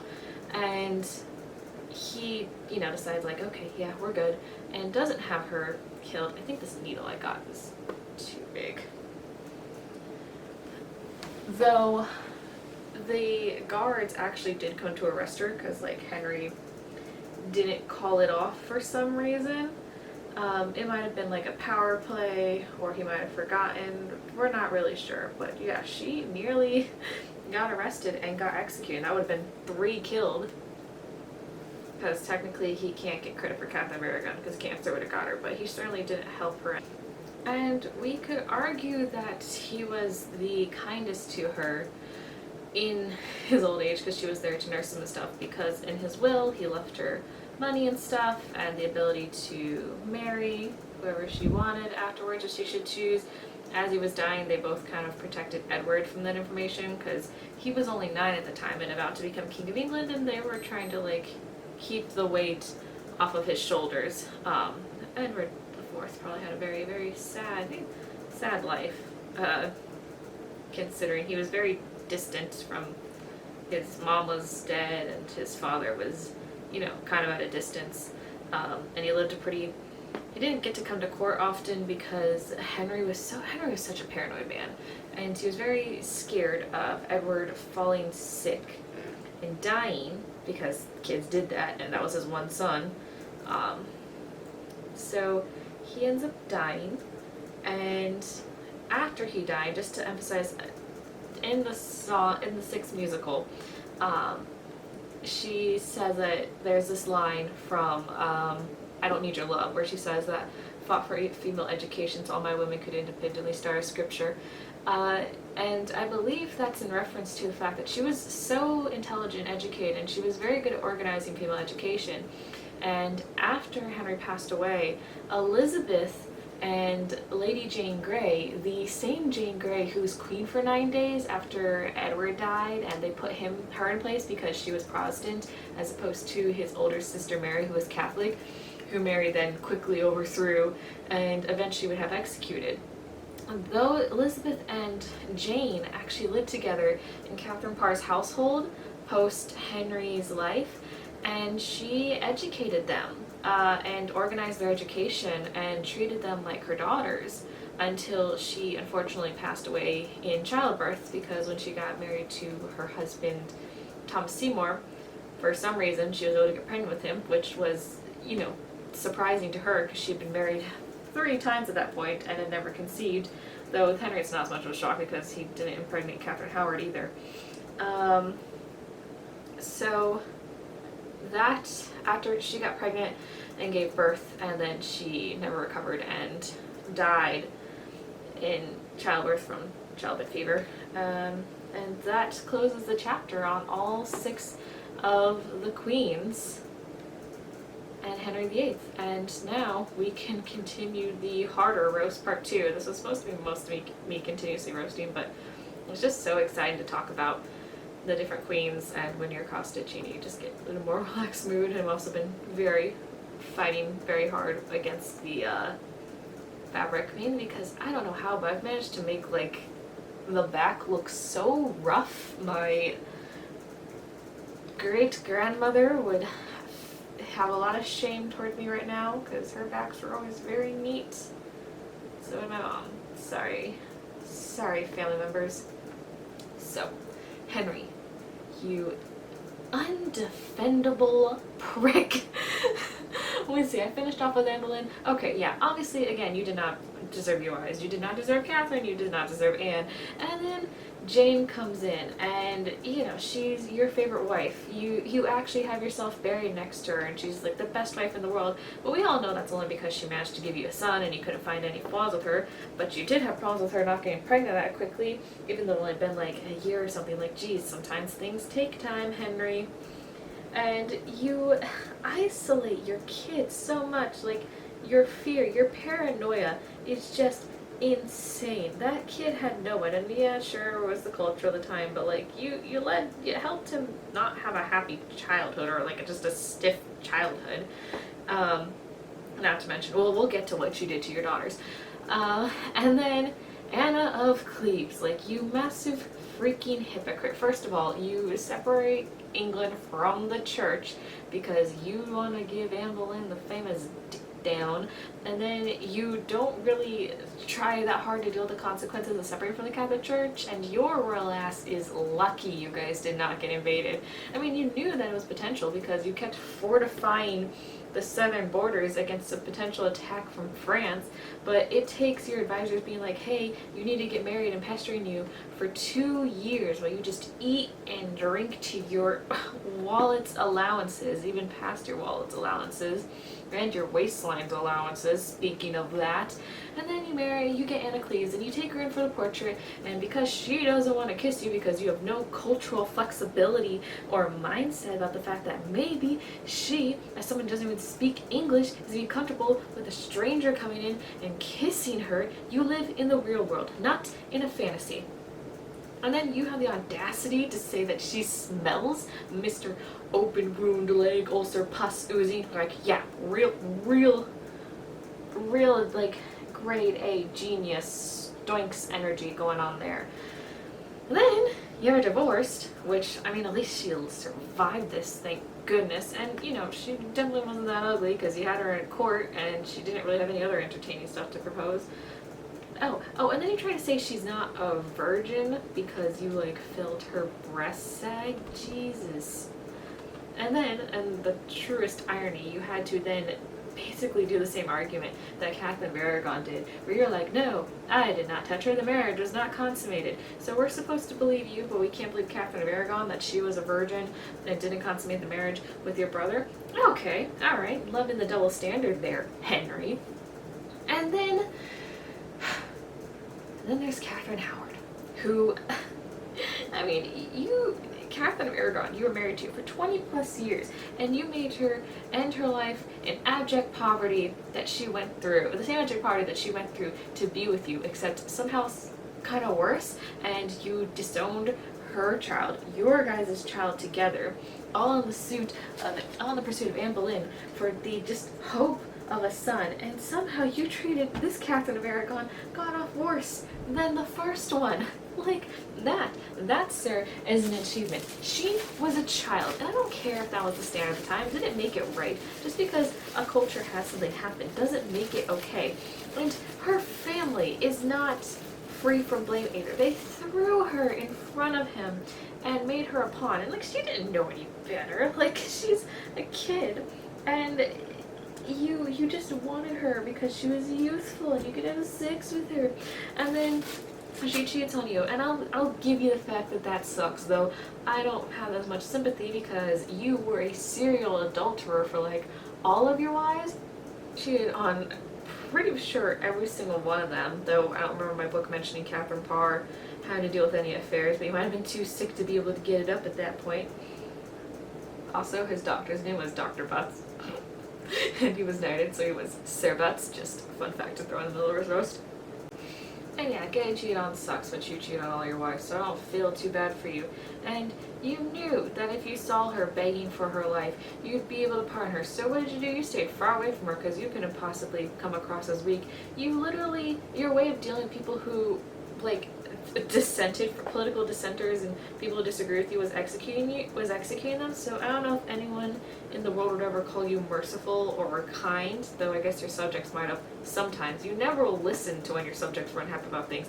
Like, remember when a mob of men and, well, women and men disguised as women tried to vigilante murder Anne Boleyn? Did you listen to that one? No, you had to listen to what you wanted because Henry has to get what Henry wants. Of course, just because you're a king and you're a divine rule. Like, it's probably a good thing the monarchy does not have the absolute rule that you did, because look at what you had it, and look at what you did. Fuck all. You just wanted to go down as the king who, like, had major battle conquests and keep your dynasty.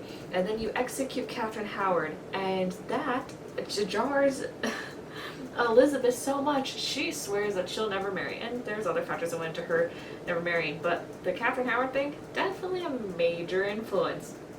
And then there's Catherine Parr.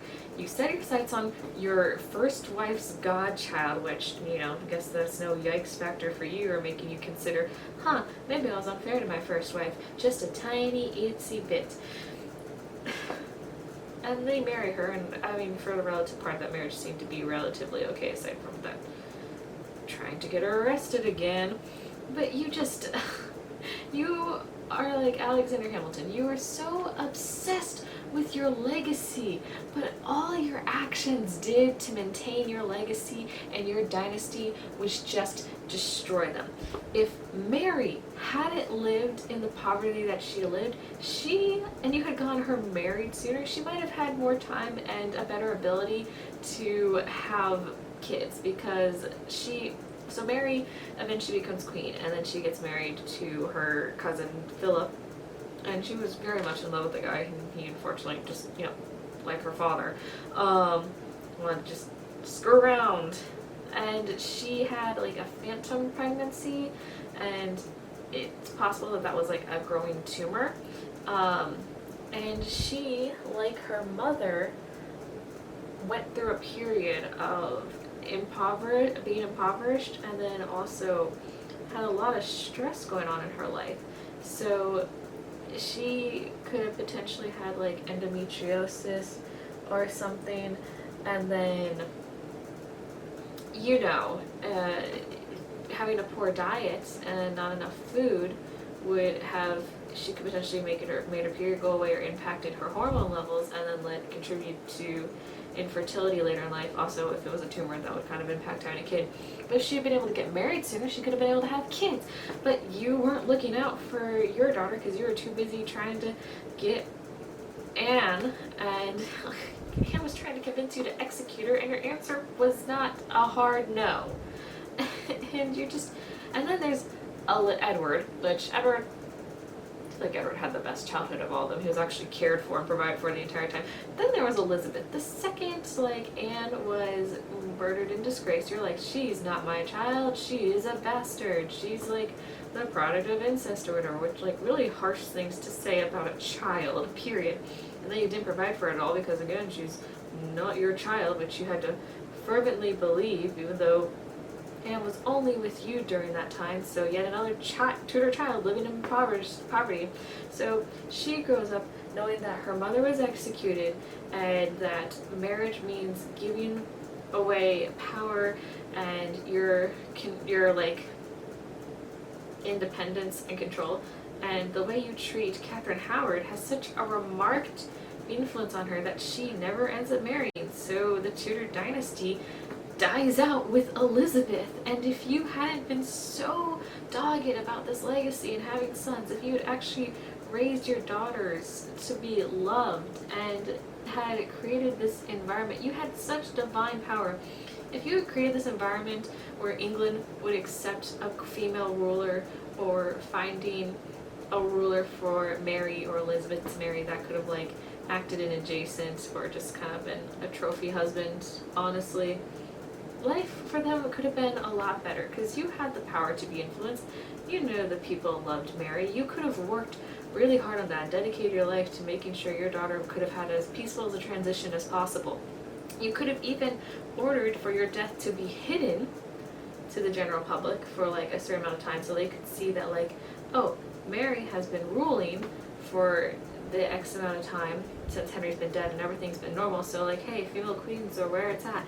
But no, you just had to have your legacy, you just had to have your sons, and anyone who got in your way crushed it. You never accepted responsibility, and you were just so freaking paranoid your entire reign of the plague, of being poisoned. This is true. So he was very scared of being poisoned, and there was this, I don't remember the name, but there was this assassination attempt of this bishop or this cardinal, and like everyone at the dinner table that he was like entertaining died except for him, because he didn't have any food at the same time they did, which they don't know why he didn't eat at the same time.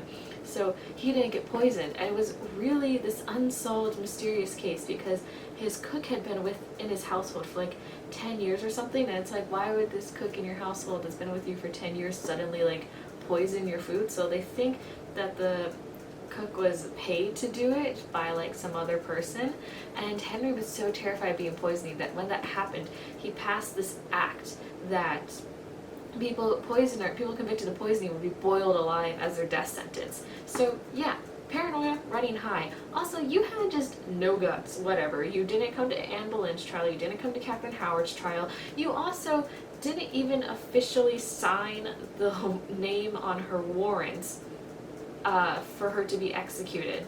So they just used the king's seal because you were so depressed. Like, if you're so depressed about it, maybe that means hold off on executing her. The act eventually got actually repealed under either like Queen Mary or Queen Elizabeth's reign, because since it didn't have an official signature, that wasn't an official decree.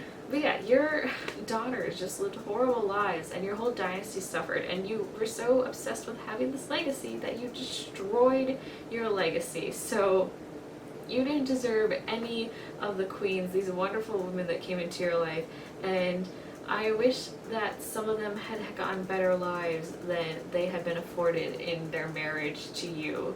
Because the only ones that were arguably happy were like Jane, Anne Cleves, and then Catherine Parr.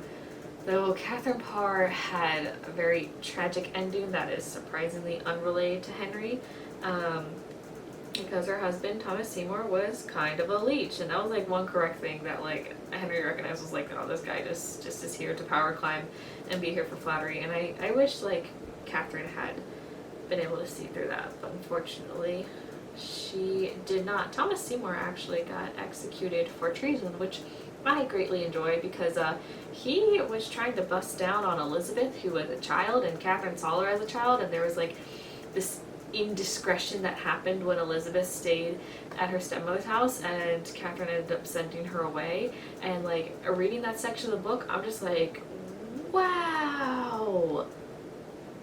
Someone give me a time machine so I can both beat up Henry VIII and Thomas Seymour while we're throwing historical punches.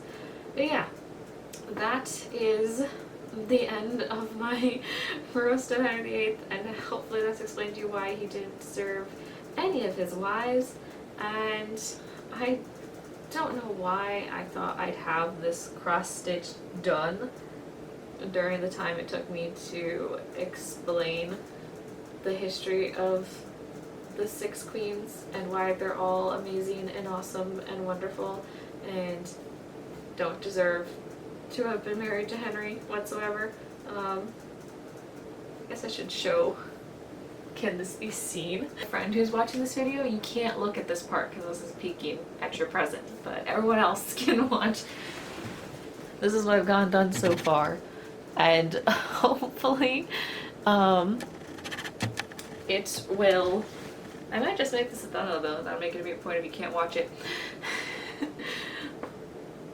So thank you for spending time with me today as I painstakingly cross stitch. I feel like I'm starting to get better at it because like this top part got really matted up with all the different threads and just me stumbling around.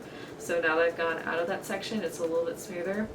I like the way it looks with the clean white fabric on it, and for the most part the thread and the cross stitching is thick enough that the slight mistakes I'm making in like figuring out where the holes are mostly covered up.